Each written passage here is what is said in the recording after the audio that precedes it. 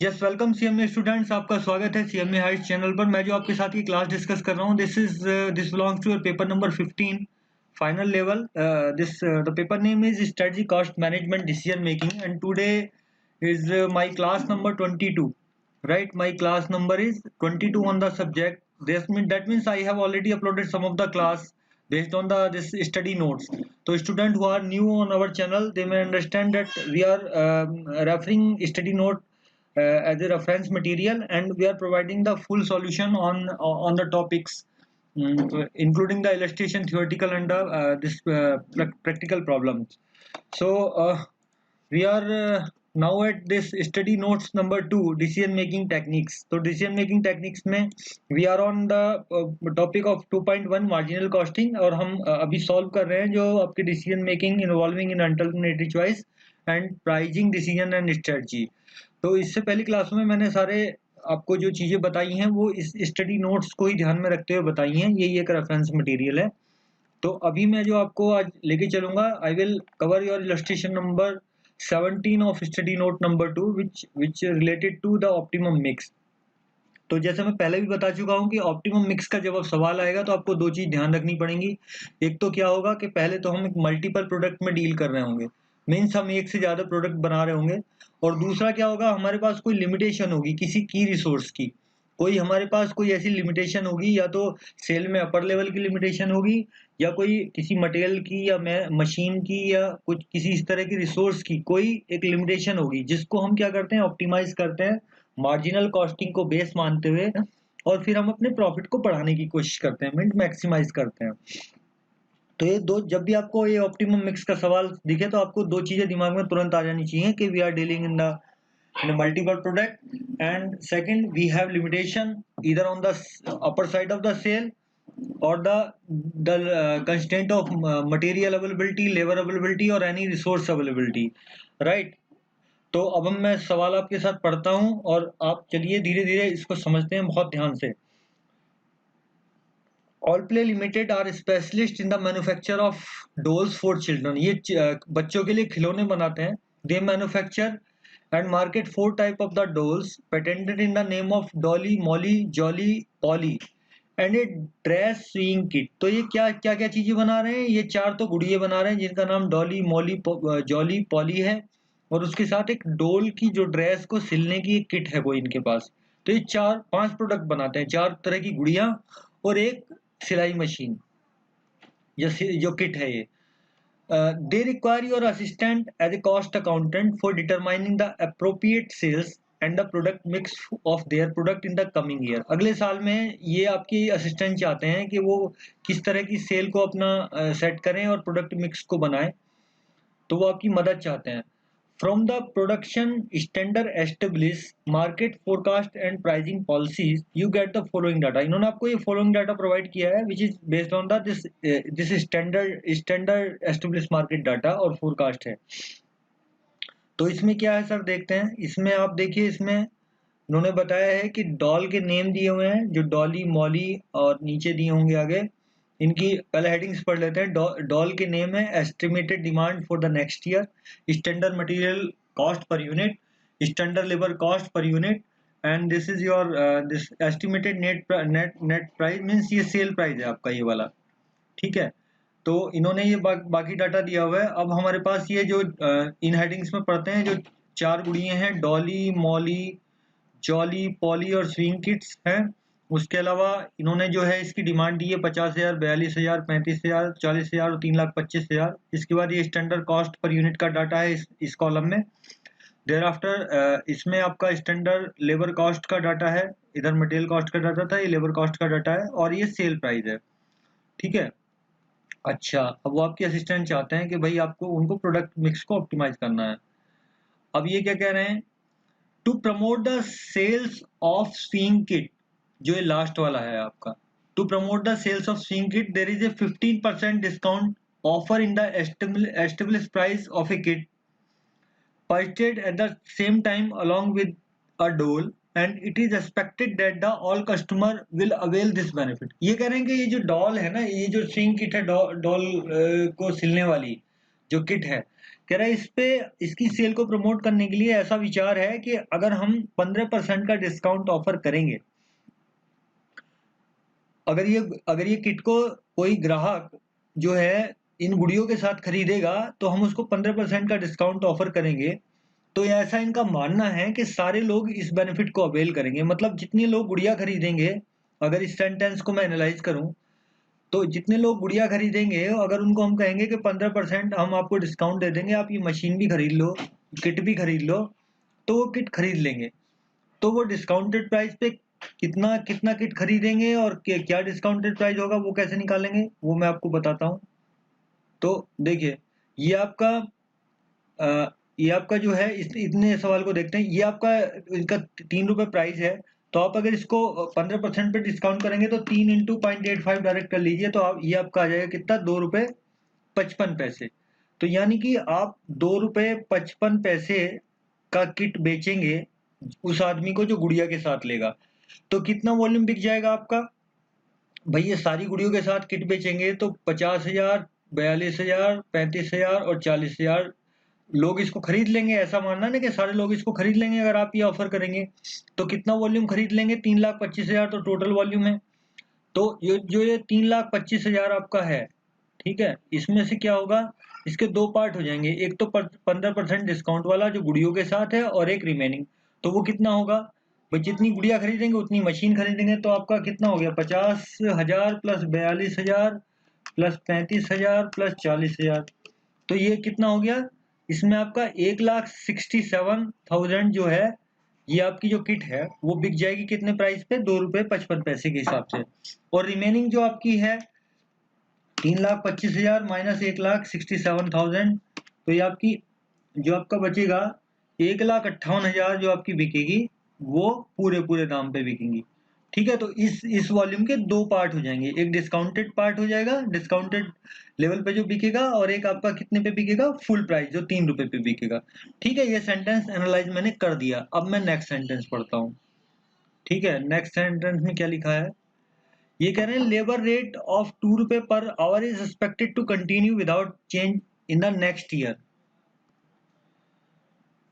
तो इनका कहना है कि लेबर रेट जो है वो अगले साल भी वैसा ही रहेगा जैसा अब है, और the plant has an effective capacity of 1,30,000 labour hour on a single shift. कह रहे हैं इनकी जो ये कैपेसिटी है वो 1,30,000 लेबर आवर की है, ठीक है।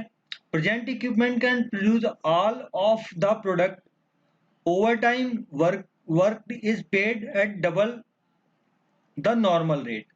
अब इसमें देखो मैंने कहा था एक तो मल्टीपल प्रोडक्ट हो जाएंगे, अब ये लिमिटेशन शुरू हो गई है आपकी कि लेबर का रेट तो कोई चेंज नहीं होगा, प्लांट को जो इफेक्टिव कैपेसिटी है लेबर आवर की वो 1,30,000 लेबर आवर है एक सिंगल शिफ्ट में। और कह रहा है मशीन की कोई दिक्कत नहीं है, मशीन जितना चाहो उतना प्रोड्यूस कर सकती है, ठीक है। लेकिन ओवर टाइम पे करना पड़ेगा आपको डबल रेट के साथ। तो एक ये आपका बन गया, एक तो डबल रेट के साथ आपको ओवर टाइम पे करना पड़ेगा, क्योंकि अवेलेबिलिटी आपकी जो 1,30,000 लेबर आवर है वो नॉर्मली अवेलेबल है नॉर्मल रेट पे, मतलब 2 रुपए के भाव के हिसाब से। तो आप अगर इसको एनालाइज करो इस सेंटेंस को, तो आप देखो आपकी स्टैंडर्ड लेबर कॉस्ट 80 पैसे है। तो आप देखो आपका 2 रुपए अगर भाव है तो इसमें कितना टाइम लग रहा होगा, ठीक है। 2 रुपए भाव है तो इसमें आप टाइम निकाल सकते हो 0.8 डिवाइडेड बाई 2, राइट। तो इसमें 0.4 घंटे लग रहे होंगे इसमें। आप मेरी बात समझ रहे हैं कि नहीं समझ रहे भाई, देखो इसमें आपको ये लेबर कॉस्ट है, ठीक है, ये लेबर कॉस्ट है और ये लेबर का रेट है। तो एक यूनिट बनाने में इतने रुपए खर्चे हैं लेबर के, और 1 घंटे में 2 रुपए हैं, तो इसमें कितने घंटे लगे होंगे, 0.4 घंटे लगे होंगे, सीधी सीधी बात है। सिमिलरली अगर मैं निकालूं कि ये 2 रुपए के रेट के हिसाब से अगर यहाँ 50 पैसे लगे हैं तो 0.5 डिवाइडेड बाई 2 करूं, तो यानी कि यहाँ पे 0.25 घंटा लगा होगा, यहाँ पे 0.25 घंटा लगा होगा यहाँ पे, ठीक है। सिमिलरली यहाँ पे कितने घंटे लगेंगे एक यूनिट के लिए, 1.4 डिवाइडेड बाई 2, 0.7 घंटे लगे होंगे, ठीक है। कितना लगा होगा, 0.7 घंटे। और 1/2 तो सीधे सीधे 0.5 आ जाएगा, ये तो आप जान ही सकते हैं। और 0.4 डिवाइडेड बाई 2, 0.4 डिवाइडेड बाई 2 ये आपका आ जाएगा 0.2 घंटे। यानी कि इनको एक यूनिट बनाने के लिए इतने इतने घंटे लगे हैं। अब आपके सामने ये वॉल्यूम दिया हुआ है, ये वाला वॉल्यूम, ये वाला वॉल्यूम, तो आप आराम से निकाल सकते हैं कि आपके कितने घंटे लगे होंगे। ठीक है, आप निकाल सकते हैं ना आसानी से कि भाई 1 यूनिट बनाने को 0.4 घंटे लग रहे हैं, तो आपकी डॉली वाले 50,000 यूनिट बनाने के लिए कितने घंटे लगेंगे? अगर मैं इन सबको देखूं तो कितने घंटे लगेंगे बताओ? 50,000 इंटू 0.4, दैट मीन्स आपके कितने लगेंगे? 50,000 इंटू 0.4 यानी कि 20,000 घंटे लगेंगे पहले को बनाने के लिए 20,000। ठीक है, 20,000 हो गए, प्लस आपके इसमें कितने लगे? 25 इंटू 0.25 इंटू 42,000, तो ये आपके होंगे 10,500। ठीक है, 10,500 हो गए। उसके बाद आप देखेंगे 0.7 इंटू 35,000, 0.7 इंटू 35,000, तो ये आपका हो गया 24,500, 24,500। ठीक है, प्लस आपका 0.5 इंटू 40,000, तो ये तो सीधे सीधे 20,000 आ गया, 20,000। ठीक है, और 0.2 इंटू 3,25,000, 0.2 इंटू 3,25,000, तो ये आपका आ गया 65,000। तो आप बताओ कि आपके इस वॉल्यूम को प्रोड्यूस करने के लिए कितने घंटे लगे होंगे? तो आप इनको जोड़ेंगे तो ये आपके आ जाएंगे 20,000 प्लस 10,500 प्लस 24,500 प्लस 20,000 प्लस 65,000। ठीक है, तो ये आपके कितने घंटे आ गए? 1,40,000 घंटे आ गए। ठीक है, ये आपके कितने घंटे आ गए? 1,40,000। अब आप बताओ आपके पास घंटे कितने? 1,30,000। यानी कि जो नॉर्मल घंटे हैं, नॉर्मल घंटे 1,30,000 हैं, और ये वॉल्यूम को प्रोड्यूस करने में कितना लग रहा है आपका? 1,40,000। ठीक है, 1,40,000। तो आप बताइए आपको ओवर टाइम कितना लगाना पड़ेगा? 1,40,000।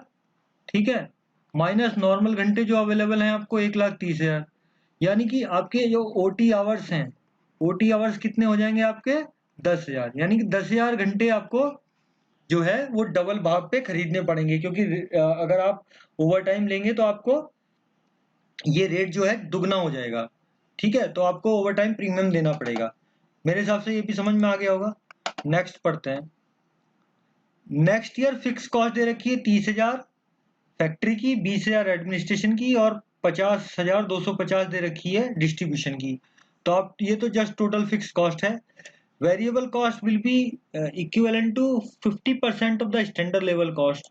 तो जो बाकी वेरिएबल कॉस्ट है, जो वेरिएबल ओवरहेड्स होंगे, वो आपके 50% ऑफ लेबर कॉस्ट, जो आपने लेबर कॉस्ट निकाल दी है। अच्छा, the company has a very small inventory of its product that can be ignored. करेंगे इनके पास इन्वेंट्री नहीं है। ठीक है, तो इससे तो केवल फिक्स कॉस्ट की इंफॉर्मेशन मिल रही है, जिस सबको जोड़ दो तो फिक्स कॉस्ट आ जाएगी। ये आपके वेरिएबल ओवरहेड हैं जो 50% ऑफ स्टैंडर्ड लेबर कॉस्ट हैं, जो रिकवरी कर रहे हैं। ये इन्वेंट्री इनके पास है नहीं है।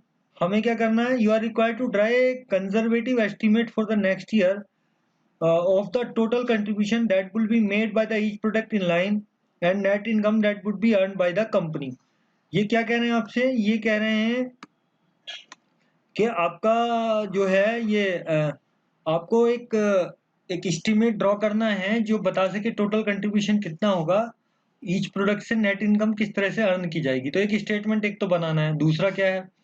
The company is at present having some industrial relation problem, right? Okay, and if it continue in next year it will not be then possible to arrange the work overtime। अब देखो यहाँ constant आई है। ठीक है, यहाँ तक तो क्या था? केवल रेट बढ़ रहा था, आपका कंस्टेंट नहीं बन रही थी। ये कंस्टेंट बनी है रियल में आपको कि आपका क्या है, अगले साल आपको लेबर मिलेगी नहीं। ठीक है, यहाँ तो डबल रेट पे मिल जा रही थी आपको, ये मिल रहे ना ओवर टाइम जो है डबल रेट पे मिल जा रहा था। लेकिन यहाँ आपको क्या होगा इस साल? अगर अगले साल ये प्रॉब्लम रही ना लेबर की, तो ये कह रहे हैं ओवर टाइम मिलेगा ही नहीं, तो यानी कि आपको लेबर कम पड़ जाएगी। Anticipating that eventuality you are required to suggest a product mix that would absolutely minimize the drop in the income already envisaged। मतलब जो आपने पुरानी ड्रॉप ये निकाली थी इनकम, कह रहा है उसको हम किस तरह से अरेंज करें प्रोडक्ट मिक्स को, जिससे कि हमारा मिनिमम लॉस हो इनकम का। With that product mix work out the product wise contribution and the new income that would earn a result. तो देखो इसमें कंस्टेंट बनी है एग्जैक्टली, इसमें तो कोई कंस्टेंट बन भी नहीं रही थी। ठीक है, इसमें तो आपको केवल कैलकुलेशन करनी थी एक डबल रेट पे ओवर टाइम के। तो 10,000 घंटे जो हमने निकाले थे उसको आपको डबल रेट पे ले जाना है, नॉर्मल रेट के साथ उसके साथ उतने ही रेट से गुणा कर देंगे 10,000 की, तो हमारा ओवर टाइम प्रीमियम के साथ वो जुड़ जाएगा। यहाँ पे आपको घंटे मिलेंगे नहीं, तो यहाँ आपको प्रोडक्ट मिक्स को ऑप्टिमाइज करना पड़ेगा कि कौन सा यूनिट कितना बनाए। अब देखो मैंने काफी चीजें इसमें बता दी हैं, सवाल बहुत आसान हो गया है। तो आपके देखो ये जो है सेलिंग प्राइस, आपका जो सेलिंग प्राइस है, सेलिंग प्राइस तो दिए हुए हैं डायरेक्ट, इसमें कोई प्रॉब्लम नहीं है। ठीक है, सेलिंग प्राइस इन्होंने यहाँ से लिए हैं, 5 रुपए 20 पैसे, 2 रुपए 40 पैसे, 8 रुपए 50 पैसे, 4 रुपए और 3 रुपए। अब ये 3 रुपए का ब्रेकअप जो मैंने आपको बताया था कि 3 पे डिस्काउंट अगर 15% करते हैं तो आपका रेट क्या हो जाएगा। तो this one is your discounted, ये 3 रुपए हैं और ये डिस्काउंटेड है आपका। तो दिस इज 3 into 0.85, मतलब 15% का डिस्काउंट अगर लेंगे तो ये आपका डिस्काउंटेड रेट है। और इस पे हमने वॉल्यूम भी निकाला था, आपको ध्यान होगा तो दिस वाज 1,67,000 रुपए जो हमने कहा, सॉरी 67 यूनिट, 1,67,000 यूनिट हमने निकाला था। और जो 3,25,000 यूनिट माइनस 1,67,000 यूनिट जो थी, यानी कि 1,58,000 यूनिट हमने किसकी निकाली थी, नॉर्मल भाव पे। मतलब ये तो आपकी डॉल के साथ बिक जाएंगे ये वाले किट आपके, और ये बिकेंगे नॉर्मल भाव के साथ।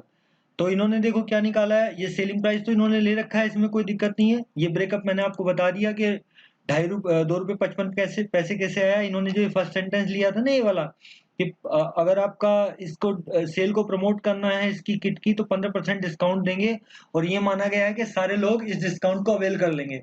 तो इन्होंने जो अवेल की कर लेंगे तो उनको कितनी कॉस्ट पड़ेगी, 2 रुपए 55 पैसे। और जो अलग से बिकेंगी मशीनें जो डिस्काउंटेड नहीं होंगी वो 3 रुपए की होगी। डायरेक्ट मटेरियल की कॉस्ट यहाँ से बोरो कर रखी है इन्होंने, देखिए ये 1.4, 0.7, 2.7, 1.6। तो ये तो just you have to paste it. And 0.6 भाई इसमें मटेरियल की कॉस्ट पे कोई फर्क नहीं पड़ेगा, चाहे आप डिस्काउंटेड पे बेचो चाहे वैसे पे बेचो। लेबर की कॉस्ट भी इन्होंने यहाँ पे दी हुई है डायरेक्ट, तो you can just pick this data here only. तो वैन ये आपका लेबर का आपका डायरेक्ट वेजेस का आपका कॉस्ट आ गया। ठीक है, तो यहाँ आपका 0.4 इसलिए आ गया क्योंकि आपको यहाँ केवल डिस्काउंट और नॉट डिस्काउंट से इस प्राइस पे कोई फर्क नहीं पड़ता। वेरिएबल ओवरहेड इन्होंने बताया था कि लेबर कॉस्ट के आधे हैं। इन्होंने लिखा था ना ये वाला, आप सेंटेंस देखिए, वेरिएबल कॉस्ट आपके क्या है, it is the 50% of the direct labour cost. तो आपकी जो वेरिएबल कॉस्ट है, आप just put half of this, 0.8 का 0.4, 0.5 का 0.25, 1.4 का 0.7, 1 का 0.5, 2 का 0.2, इस तरह से। तो ये आपकी टोटल कॉस्ट आ गई। ये जो आपकी ये हाईलाइटेड है, this is nothing but sum of जो आपकी टोटल वेरिएबल कॉस्ट है, ये 3-4 इनका इसका सम है ये वाला। तो this is the basically sum of ये ऑल दीज थिंग। तो 2.6 कहाँ से आ रहा है, 1.4 plus 0.8 plus 0.4, so this is 2.6. Accordingly you can sum these, you will get this, you will sum this, get this, you will sum this, get this, and accordingly these column। then you know that the contribution क्या होता है, contribution आपका क्या होता है, contribution आपका होता है, अगर यूनिट के टर्म में लें तो आपका सेल प्राइस माइनस की वेरिएबल कॉस्ट। तो सेल प्राइस आपका ये दिया हुआ है कॉलम 1 मान लो इसको, और आपका ये वेरिएबल कॉस्ट आपकी टोटल ये हो गई 2, टोटल वेरिएबल कॉस्ट मतलब। तो ये आपका कंट्रीब्यूशन हो गया 1 माइनस 2, तो आपका ये कंट्रीब्यूशन आ गया। ठीक है, ये कंट्रीब्यूशन आ गया।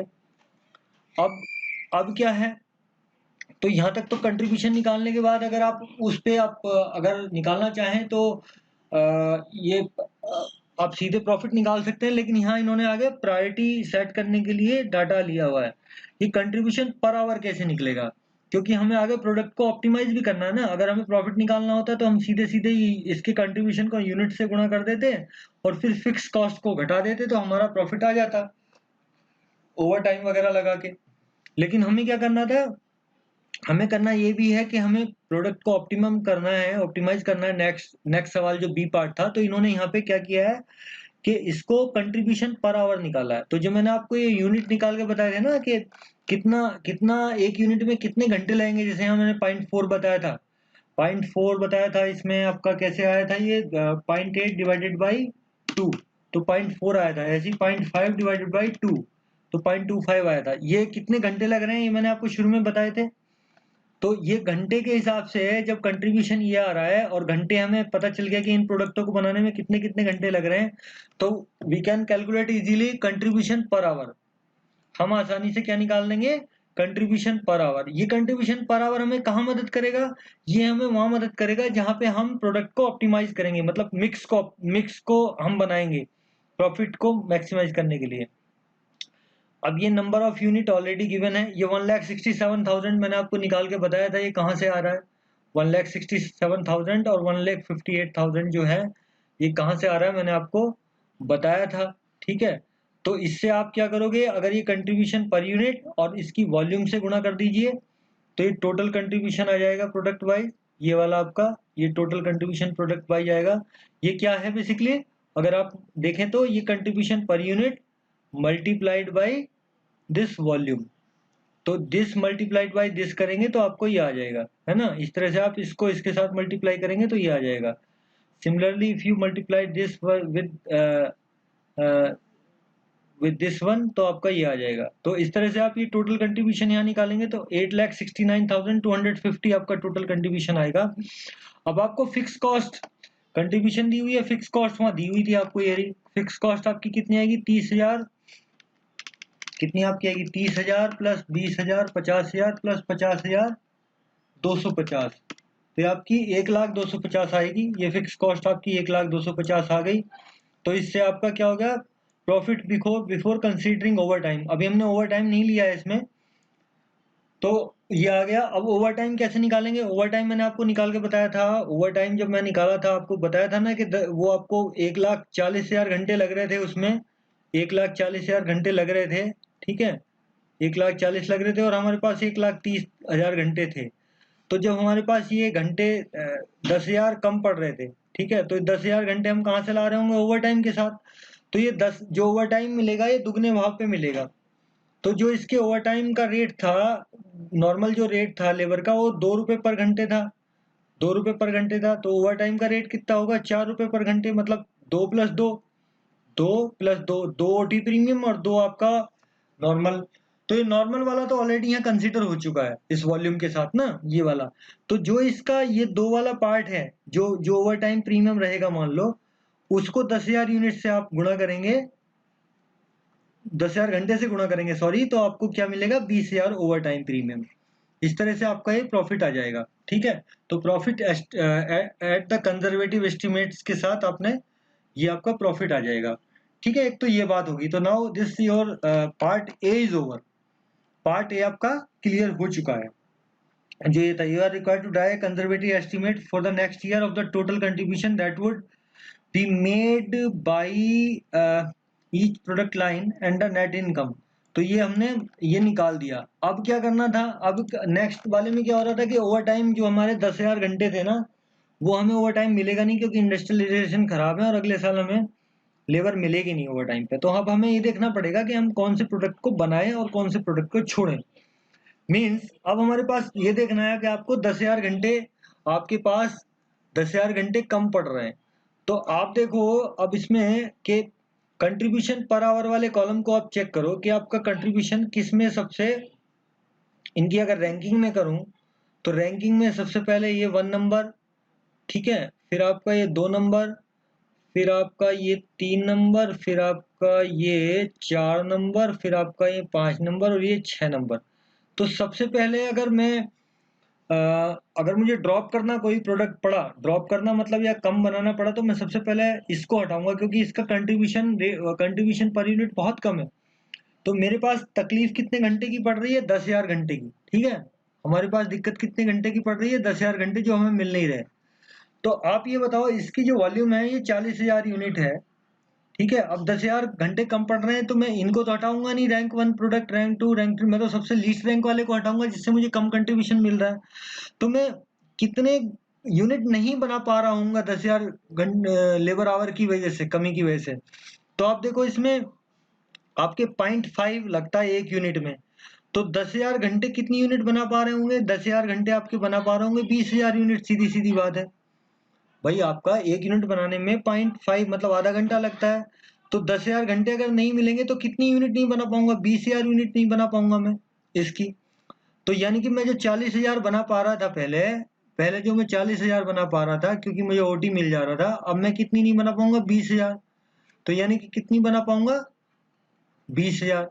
भाई 40,000 में से मैं 20,000 नहीं बना पाऊंगा, तो इसकी जो वॉल्यूम अभी जो हमारे हो जाएंगे नेक्स्ट, उसके लिए इस कंस्ट्रेंट को लेके ये ओवर टाइम अगर नहीं मिलेगा तो आपका वॉल्यूम क्या होगा, 50,000, 42,000, 35,000, 20,000, 1,67,000 और 1,58,000।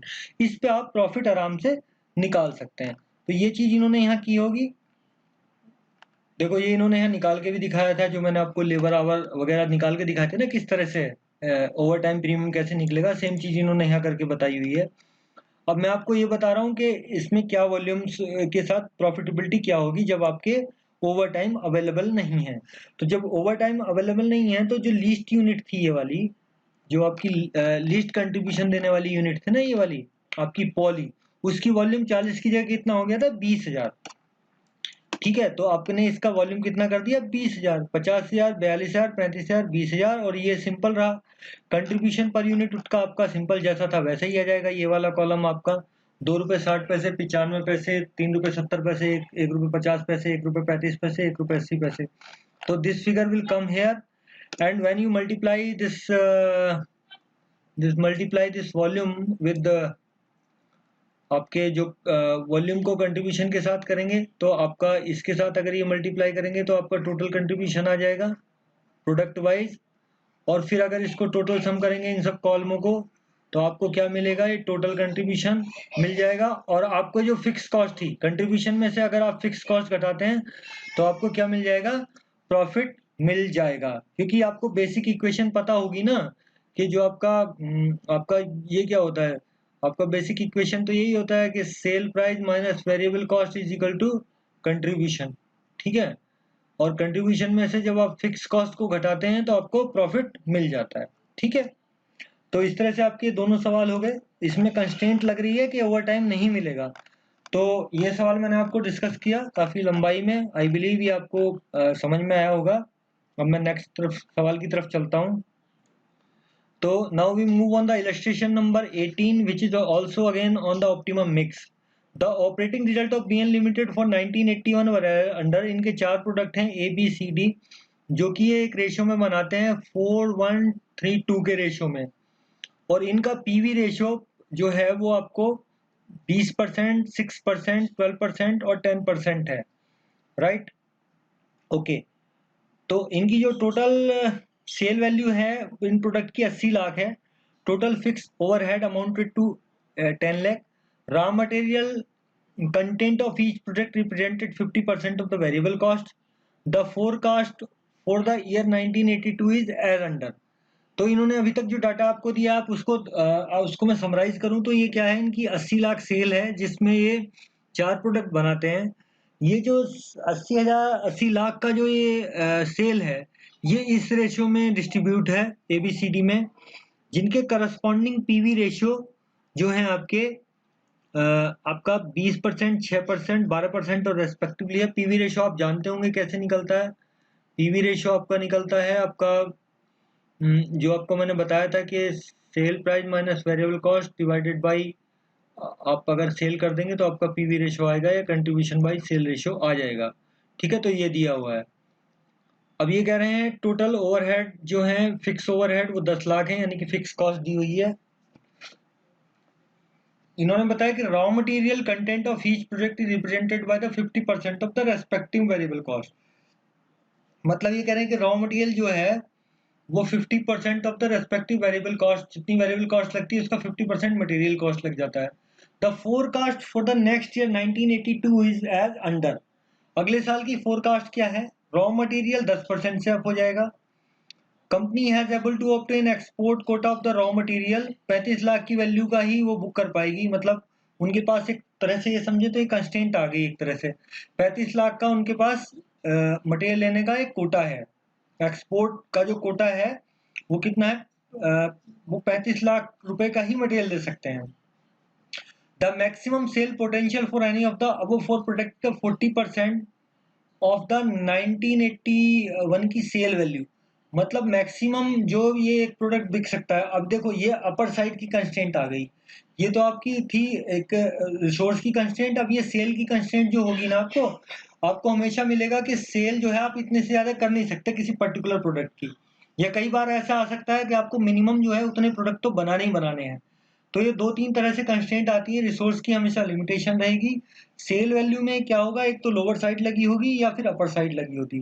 जो पिछले सवाल हमने किए हैं उसमें ये चीज विजिबल है।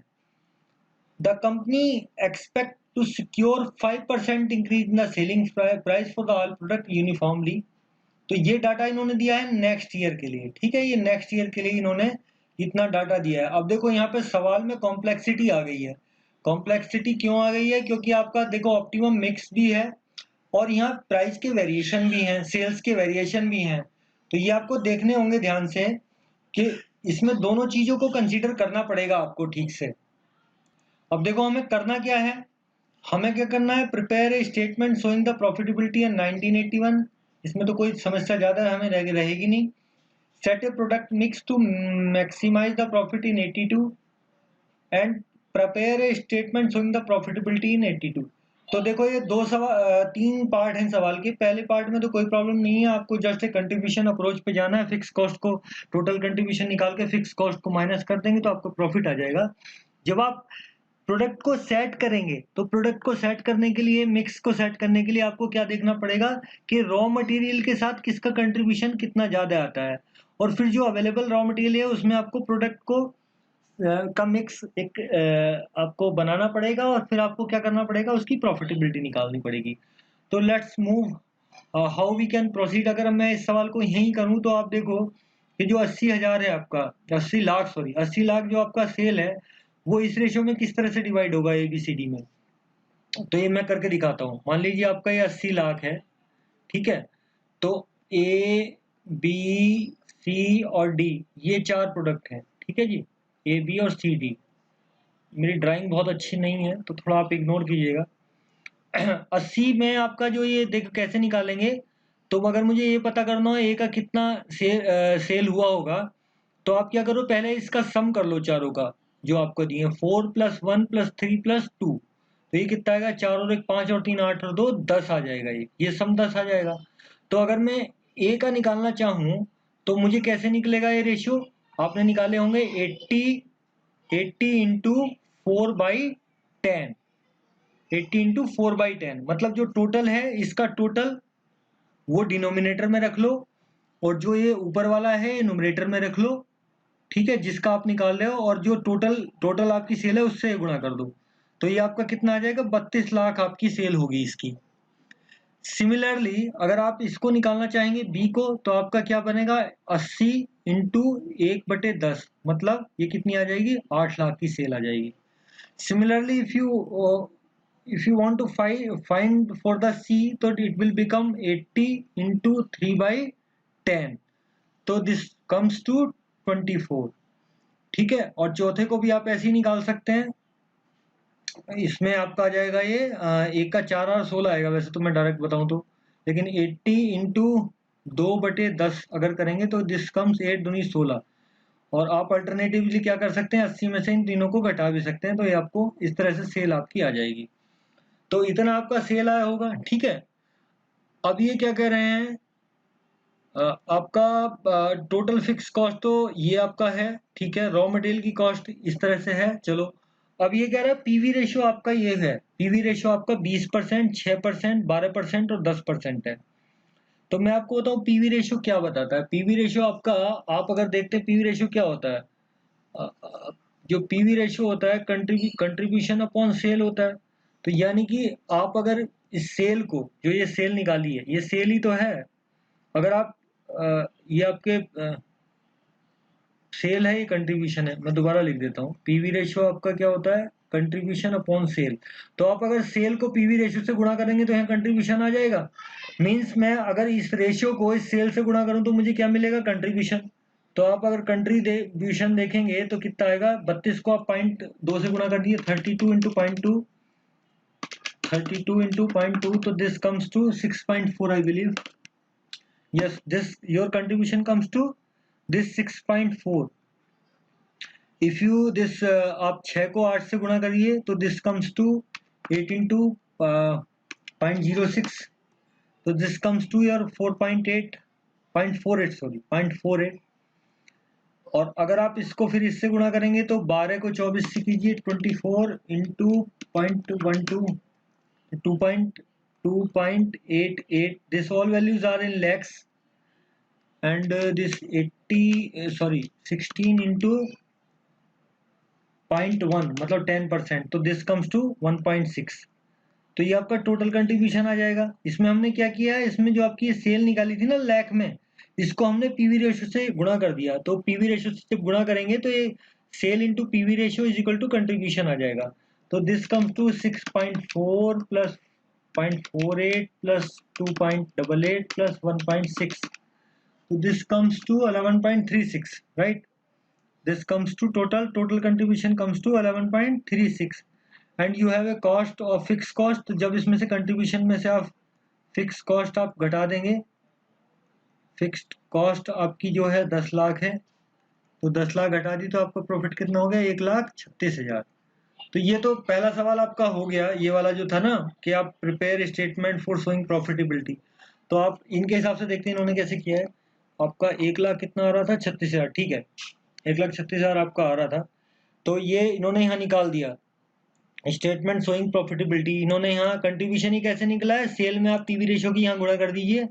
आपको मैं बता रहा हूँ, जो आपकी सेल दी है ये कैसे निकाली, 32 लाख, ये मैंने आपको बता दी, 32 लाख, 8 लाख, 24 लाख, जो आपके टोटल जो रेशियो था उसको डिनोमिनेटर में ले आइए 10 को, और उसके जो पर्टिकुलर आपका जो प्रोडक्ट है, जैसे ए के साथ वो कितने रेशियो में बटा हुआ है, जैसे 4 में था, और टोटल 80 से आप गुणा कर दीजिए, तो ये आपका आ जाएगा। ये कंट्रीब्यूशन क्या है, सेल से पीवी रेशियो की गुणा कर दीजिए, ये सेल इंटू पीवी रेशियो जो आपका था उससे गुणा कर दीजिए, तो ये आ जाएगा। फिर इस आपको यहाँ सम कर लेना है, सम के बाद आप 10 लाख आपकी कॉस्ट दी हुई है, तो ये प्रॉफिटेबिलिटी आपकी आ जाएगी। यानी कि first part of this your question is over here only, ठीक है, ओके। अब आपको देखना है क्या करना, नेक्स्ट में क्या करना है, set a product mix to maximise profit. 1982 में आपको प्रॉफिट मैक्सिमम करने के लिए किस तरह से प्रोडक्ट मिक्स करना पड़ेगा। अब देखो, जब आप प्रोडक्ट मिक्स में जाते हैं तो आपको कंट्रीब्यूशन अप्रोच में जाना पड़ेगा। कंट्रीब्यूशन अप्रोच में जाने के लिए आपको देखना पड़ेगा लिमिटिंग फैक्टर क्या है। लिमिटिंग फैक्टर आपका प्रोडक्ट रैंकिंग के लिए तो केवल आपका क्या है, 35 लाख की मटेरियल अवेलेबिलिटी है, ठीक है, यही आपका लिमिटेड फैक्टर है। तो आपको ये देखना पड़ेगा कि जो आपका कंट्रीब्यूशन आ रहा है वो पर रुपी ऑफ मटेरियल, अब यहाँ मटेरियल का जो है केवल रुपए में दिया हुआ है, तो केजी में तो दिया नहीं है, केजी में दिया होता तो आप पर केजी देखते, लेकिन यहाँ रुपए में दिया हुआ है, तो आपको देखना पड़ेगा कि मटेरियल आपका पर रुपए में कितना कंट्रीब्यूशन आता है, ठीक है। और फिर आपको जब ऑप्टिमाइज करते ये ध्यान रखना पड़ेगा, जो कंट्रीब्यूशन की रैंकिंग आएगी इसके बेस पे, उस पे आपको ये लिमिटेशन भी लगानी पड़ेगी, ठीक है। तो first this give you the contribution, basically priority आपकी ऑर्डर डिसाइड करेगा, कंट्रीब्यूशन जिसका ज्यादा होगा। और ये जो आपका सेल पोटेंशियल और ये सब जो है आपको मैक्सिमम, ये आपको लिमिट डिसाइड करेगा सेल की। तो ऑप्टिमाइज में दो चीज आपकी काम करेंगी, ये आपको रैंकिंग बनाने में काम करेगा, जो आपका मटेरियल की कॉस्ट है, राइट। तो आप रैंकिंग कैसे बनाएंगे, देखो यहाँ आपने यहाँ देखा था कि भाई आपको कहाँ जाना पड़ेगा, कंट्रीब्यूशन अप्रोच में जाने के लिए आपको कंट्रीब्यूशन निकालना पड़ेगा पहले तो, और कंट्रीब्यूशन निकालने के बाद मटेरियल की पर रुपए की कॉस्ट के साथ उसको देखना पड़ेगा कि 1 रुपए मटेरियल लगाने से क्या कंट्रीब्यूशन आता है, ठीक। ओके, तो अब आपको ये भी समझना होगा कि जो कंट्रीब्यूशन निकालेंगे कंट्रीब्यूशन की रैंकिंग के लिए, आपको ये वेरिएबल कॉस्ट कहाँ से आ रही है। देखो इन्होंने डायरेक्ट लिख दी, कुछ बताया तो है नहीं वेरिएबल कॉस्ट कहाँ से आ रही है, यहाँ तो कोई डाटा दिया नहीं वेरिएबल कॉस्ट का। इन्होंने तो यहाँ ये डाटा दिया है कि रॉ मटेरियल की कॉस्ट जो है वो आपके 50% उसमें से मटेरियल की कॉस्ट है। तो मैं आपको एक सिंपल तरीका बताता हूँ, कभी भी अगर आपको मैं मोटे तौर पे ये बताऊं कि आपका जो ये पीवी रेशियो है ना, जो ये पीवी रेशियो दिया हुआ है ये वाला, तो आपको अगर वेरिएबल कॉस्ट निकालनी हो किसी उसकी, तो आप उसको किसी उसमें वेरिएबल कॉस्ट कितनी होगी, आपका पीवी रेशियो सेल, मतलब जो आपका पीवी रेशियो का रेशियो है ना, ये पीवी रेशियो, ठीक है। तो जो पीवी रेशियो अगर आपका मान लीजिए 0.2 है, ठीक है, तो आपकी जो वेरिएबल कॉस्ट का रेशियो होगा सेल के साथ वो कितना होगा, 1 - 0.2, ठीक है, तो ये होगा 0.8। मैं आपको मोटे तौर पे बताऊं तो मतलब जो आपका ये पीवी रेशियो है, इसको आप अगर 1 में से माइनस कर देंगे तो आपको जो ये रेशियो मिलेगा, नया रेशियो 0.8 जो मिलेगा, ये आपका variable cost versus divided by sales का रेशियो मिलेगा। ठीक है, तो इसको आप अगर यहाँ लगाएंगे, आप अपने नीचे सवाल में लगाइए, देखिए आपकी जो सेल्स है और ये आपकी वेरिएबल कॉस्ट है, तो पहले में आपका रेशियो कितना था 0.2, यानी कि 0.8 बटे वेरिएबल वाला कितना बचेगा, सेल्स और वेरिएबल का रेशियो कितना आएगा 0.8। तो आप इसको 0.8 से मल्टीप्लाई कीजिए, आपको आंसर मिलेगा आपके 32 लाख जो है, 32 इंटू 0.8 करिए तो आपको मिलेंगे 2,56,000। ठीक है, तो आप मेरी बात समझ गए होंगे मुझे लगता है, कैसे ये क्यों ये वेरिएबल कॉस्ट कहाँ से इन्होंने निकाली। जो ये आपकी वेरिएबल कॉस्ट है इन्होंने कैसे निकाली, इन्होंने निकाली आपका जो इन्होंने हो सकता है किसी और तरीके से भी निकाली हो, लेकिन मैं जो आपको बता रहा हूँ क्योंकि आपको पीवी रेशियो दिया हुआ था इसका 0.2, तो आपका जो variable cost versus divided by sale का जो रेशियो होगा वो 0.8 होगा। तो आपको सेल दी हुई है, 0.8 से मल्टीप्लाई कीजिए तो आपको यहाँ सिंपल आपका ये वेरिएबल कॉस्ट मिल जाएगी। सिमिलरली आप आगे प्रोसीड कर सकते हैं, अगले सवाल में देख लीजिए, आपको अगले 6% है ये आपका पीवी रेशियो, तो आपका variable cost versus divided by sale जो होगी वो कितनी होगी 0.94 मेरे हिसाब से। तो 0.94 इसकी वेरिएबल कॉस्ट आ जाएगी इसमें, इसको आप 8 लाख को 0.94 से करिए गुना, 8 lakh into 0.94, so this comes to 752, right, exactly. Similarly if you ये 12% पीवी रेशियो है, तो वेरिएबल कॉस्ट का जो रेशियो होगा सेल्स के साथ वो कितना होगा 88%। 100 में से माइनस कर दीजिए सीधे सीधे, यानी कि 0.88, तो आप सी के जो सेल वैल्यू को 0.88 से गुणा कीजिए तो आपको ये आंसर आ जाएगा। ठीक है, आपके 24 लाख हैं, 24 लाख जो है आपका, इसको 0.88 से आप मल्टीप्लाई कीजिए तो 2,11,000 ये आपको मिल जाएगा। ठीक है, 21,12,000 मिल जाएगा। सिमिलरली ये 16 लाख को आप जो इसका रेशियो होगा क्या आएगा, 10% है, यानी कि 0.9 से गुणा करिए इसको आप, ये आपका हो गया 16 lakhs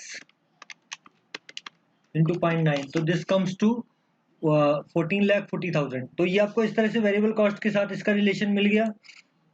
इसके बाद आप रॉ मटेरियल की कॉस्ट, रॉ मटेरियल की कॉस्ट तो इन्होंने यहाँ बता रखा है, स्टेटमेंट से आप निकाल लीजिए।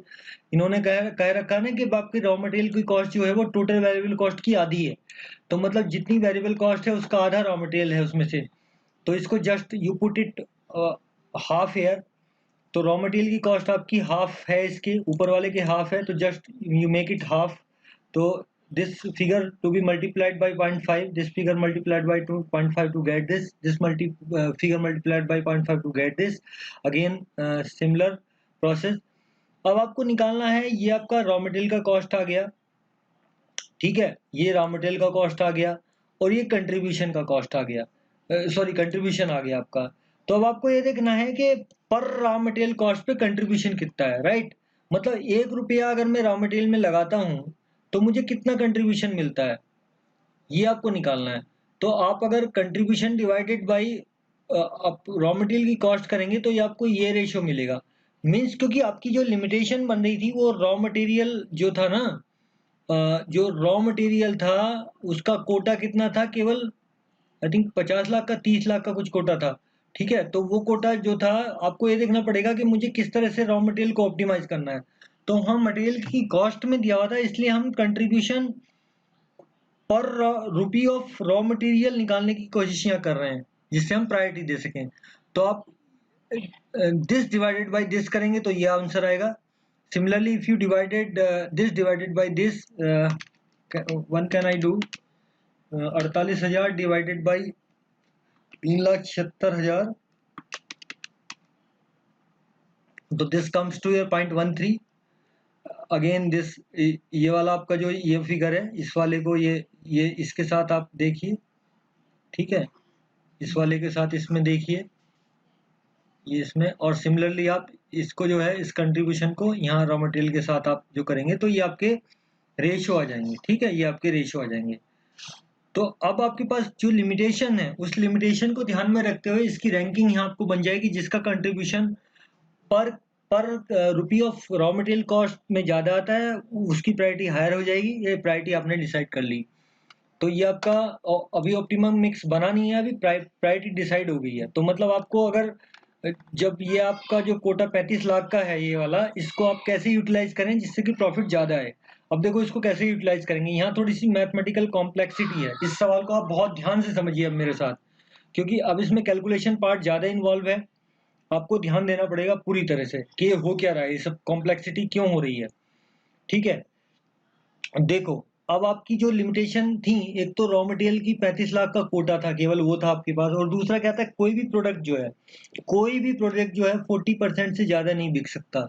ठीक है, 40% ये दिया हुआ था ना, ये 40% ये आपका कहाँ गया, ये रहा the maximum sale potential of any of the above four product is the 40% of the value.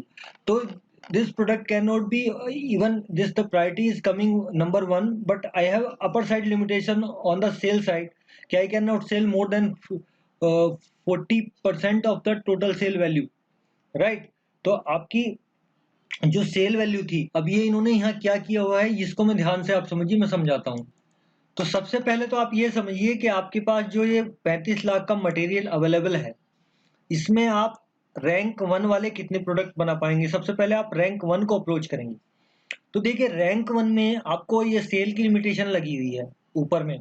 तो सेल की लिमिटेशन क्या है कि आपकी जो 80 लाख की सेल है वो 5% इंक्रीज हो रही है, ओवरऑल कॉस्ट आपकी 5%। कंपनी एक्सपेक्ट कर रही है कि यूनिफॉर्मली 5% इंक्रीज हो जाएगी अगले साल में। तो जो आपकी 80 लाख की सेल थी वो अगले साल 5% से इंक्रीज हो गई, और इस पर्टिकुलर प्रोडक्ट में आप केवल जो है 40% ही ले पाएंगे ए के साथ। तो आपकी टोटल सेल कितनी होगी, 80 इंटू 1.05 या ऐसे, तो this becomes 84। And if you 40% is the upper limit, ये लिखा है ना इन्होंने, 40% इज द अपर लिमिट, किसी प्रोडक्ट को बेचने की 40% अपर लिमिट है। तो आपकी ये आपकी मैक्सिमम लिमिट आ सकती है। ठीक है, तो आप इसको इतना मैक्सिमम बेच सकते हैं, पहले तो आप इसको बेचेंगे।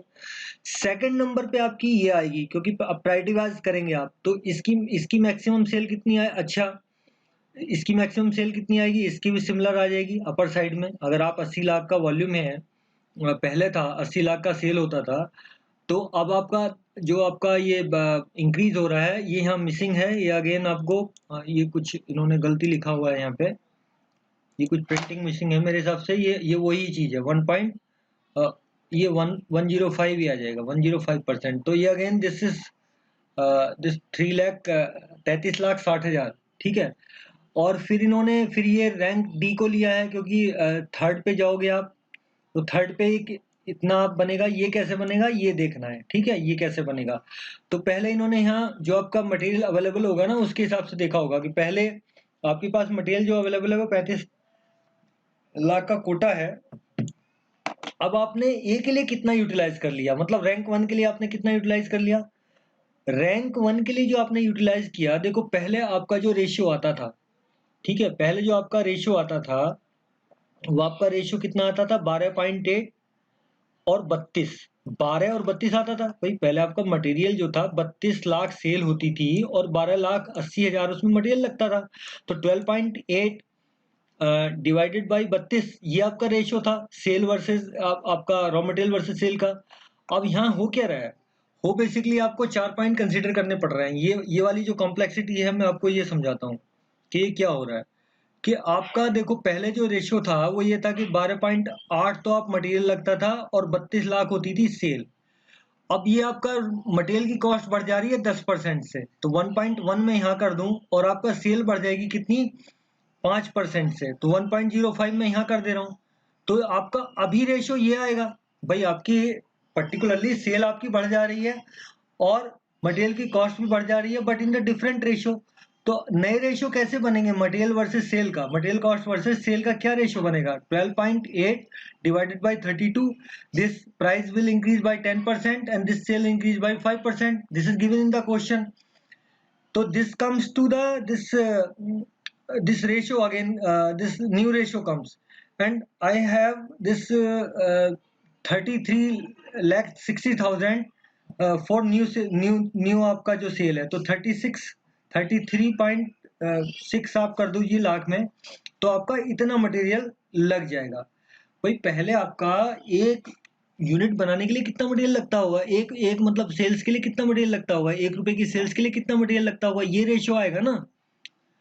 पुराने के हिसाब से ये रेशियो आएगा। अब नए में चूंकि और फैक्टरिंग हो गई है, 10% मटेरियल की कॉस्ट बढ़ गई है, 5% सेल की वैल्यू बढ़ गई है, तो ये रेशियो आएगा। तो आप अगर इसको मल्टीप्लाई करेंगे 12.8 divided by 32 into 1.1 divided by 1.05, तो ये आपका एक रेशियो आ जाएगा। इसको आप 33.6 से करेंगे तो आपको ये मिलेगा 14,08,000। ठीक है। सिमिलरली आपका जो इसमें ये वाला रेशियो जो है आप देखेंगे, उसमें 1056 होगा और ये 24 होगा। तो आप देख लीजिए ये कहाँ, ये ऊपर से उठाया होगा इसने।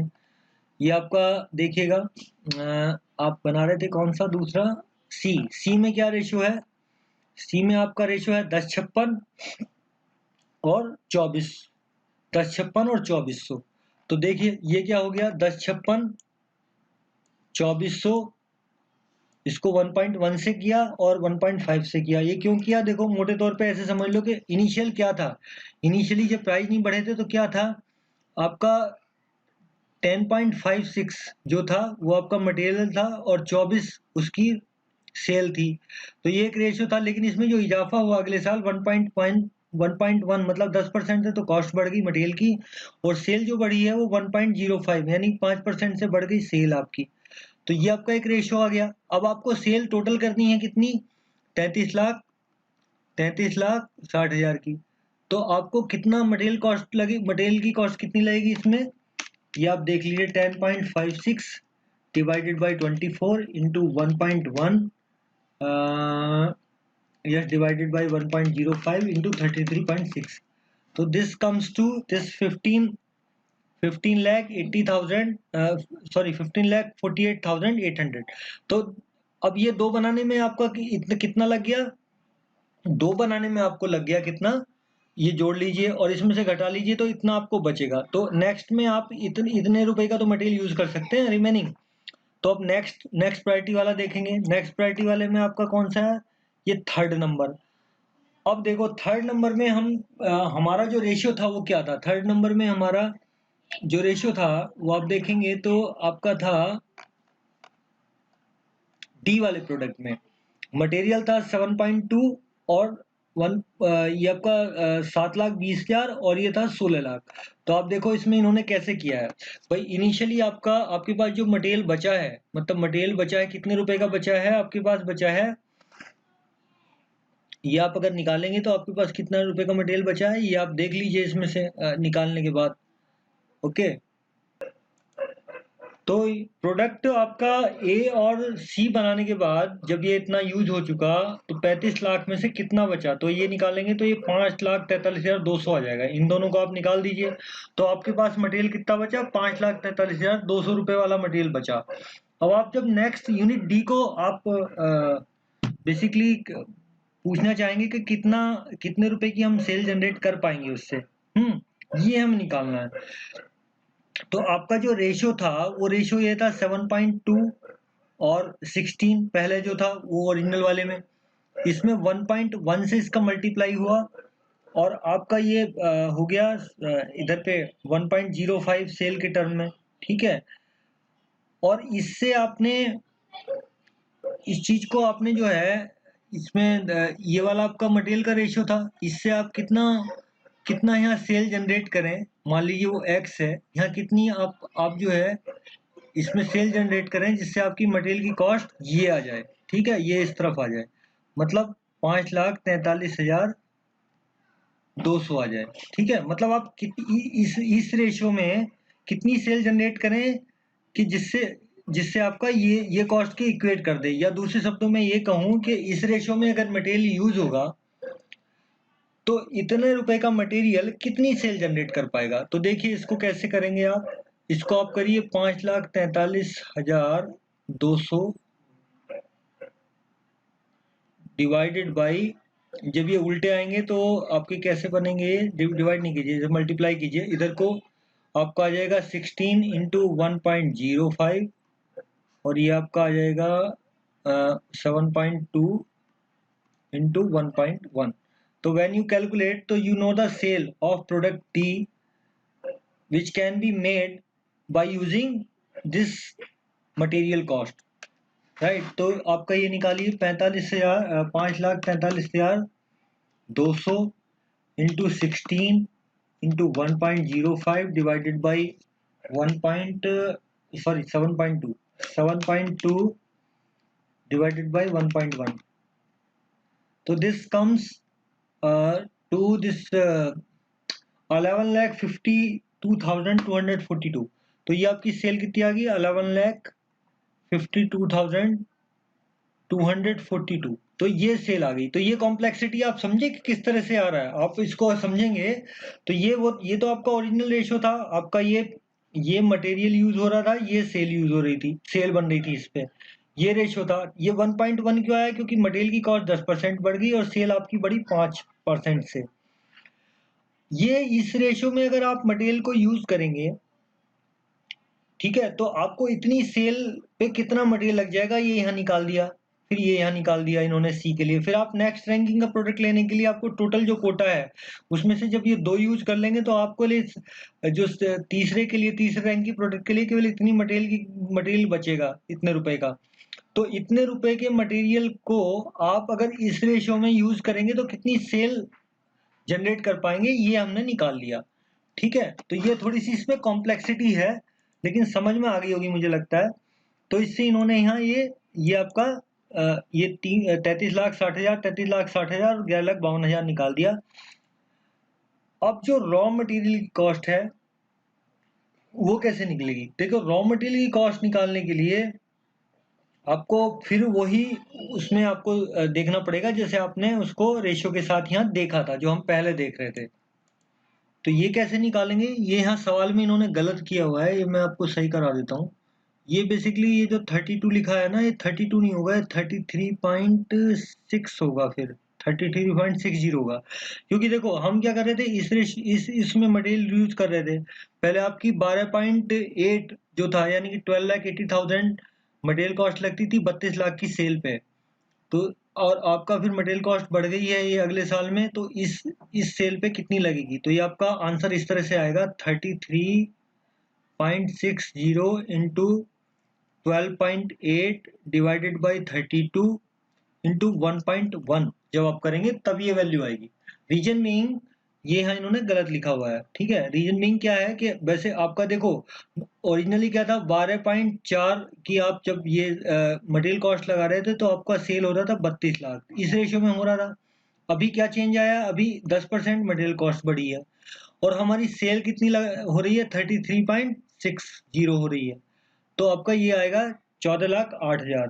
ठीक है, या आप एक काम कर सकते हैं, ये मटेरियल जो कॉस्ट जो हमने निकाली थी ना, ये वाली आप डायरेक्ट यहाँ पुट कर लीजिए, तो ये आपकी 14,08,000 यहाँ से आ जाएगी। ये हमने कैलकुलेट की हुई थी ना पहले, ये वाली हमने डायरेक्ट कैलकुलेट की हुई थी। तो आप ये वैल्यू यहाँ ड्रॉ कर लीजिए, तो इससे आपका ये कॉस्ट आ जाएगा। ठीक है, तो आप मटेरियल कॉस्ट तो ये डायरेक्ट यहाँ से ले सकते हैं। मटेरियल कॉस्ट तो निकली हुई है यहाँ तीन प्रोडक्ट्स की, ये यहाँ निकली हुई है रॉ मटेरियल की कॉस्ट। और ये जो अदर वेरिएबल कॉस्ट है, अदर वेरिएबल कॉस्ट में आपका ये मान लीजिए कि ये जो वैसे तो आइडियली आधी थी पुराने केस में, लेकिन चूंकि नए केस में केवल रॉ मटेरियल की कॉस्ट बढ़ी है। पहले तो 50% टोटल कॉस्ट की, वेरिएबल कॉस्ट की रॉ मटेरियल कॉस्ट ही थी, लेकिन अब रॉ मटेरियल का कॉस्ट का भाव तो बढ़ गया है यहाँ पे 10% से। तो ये कॉस्ट एग्जैक्टली आधी ना होके क्या होगी, अगर आप इसको देखेंगे तो आप अगर इसको 110 से आप डिवाइड कर दीजिए, क्योंकि ये 10% इससे ज़्यादा रहेगी, तो आप इसको 110 से डिवाइड कर दीजिए, यानी कि 110% मतलब 1.1 से इसको डिवाइड कर दीजिए, तो आपका क्या होगा 1408 डिवाइडेड बाई 1.1 करेंगे तो आपको 12,80,000 आएगा। ठीक है, तो ये कॉस्ट आपकी ऐसे भी निकाल सकते हैं जो मैं आपको बता रहा हूँ।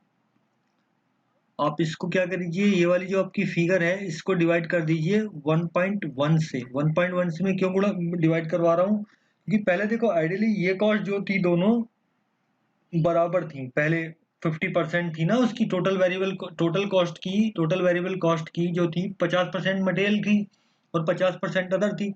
लेकिन यहाँ मटेरियल कॉस्ट में इजाफा हुआ 10% का, तो ये वाली इससे 10% ज्यादा होगी।